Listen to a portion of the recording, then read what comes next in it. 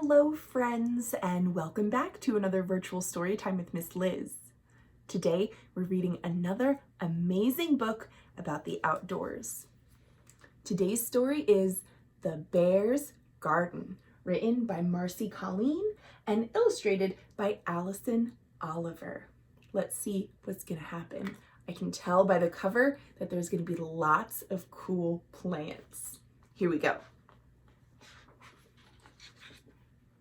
The Bear's Garden by Marcie Colleen, illustrated by Alison Oliver. And it takes place in a city that looks a little bit like our city of Philadelphia. In the big, bustling city, all the people were busy. They rushed up and down the street without seeing that some buildings needed paint, some buildings were empty, and some buildings were gone. The story is going to take place in this little square here, where something very exciting is about to begin. In one girl's imagination, the city was a place to grow, a place to play, a place to love. She could always find beauty around her. Here she is looking at rainbows in the puddles, helping a bird, blowing the seeds off of dandelions, and even growing a plant herself in an old tomato can. This plant is going to really bring the story along. She brought it up to her room, put it on the windowsill, and it grew and it grew. But one night, the girl's imagination and the tomato can spilled onto the sidewalk, rolled across the street, and sprouted. Looks like a bird knocked a can from the window, and that's what started its journey into the empty lot. When she looked out, a baby garden, she said. When she spotted the seedling, she introduced herself with a "How do you do?" and a garden party. And that's how it went day after day. No matter how fierce the sun or how swift the wind, the little girl watched over the seedling. "I believe in you," she whispered every morning and every night. And can you see it was getting bigger and bigger? It even has its own petals now. More seedlings soon grew, and people rushing by began to slow down, first with a tip of the hat or a nod of the head.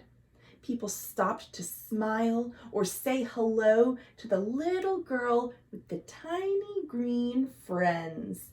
Even the dogs and cats are interested in what's going on in the lot. Then there came a time when the girl had to leave for a while. Without her care and without her love, she knew the plants would wither. She wanted to bring the garden with her, but it wasn't possible. She thought maybe she could whisper, "I believe in you," from far away, but she didn't have enough string to work her tin can telephone. She even tried to employ a pigeon to deliver her love, but it was clearly not trained and dropped her letter right away. If the little girl could not take care of the garden, someone else would have to. And here she is looking at her toy bear. She filled her bear with cuddles and snuggles and stuffed him full of hope. She locked button eyes with him and whispered into his ear, "This is a very special mission. Watch the garden until I get back." Looks like the bear might not be so sure. She kissed him on the top of his head and left him to do his job outside the lot. And it looks like she's about to take off. This looks like one of her grown-ups packing up the car for a trip. From miles away, the girl imagined the garden was blooming. She imagined it could be a place to grow.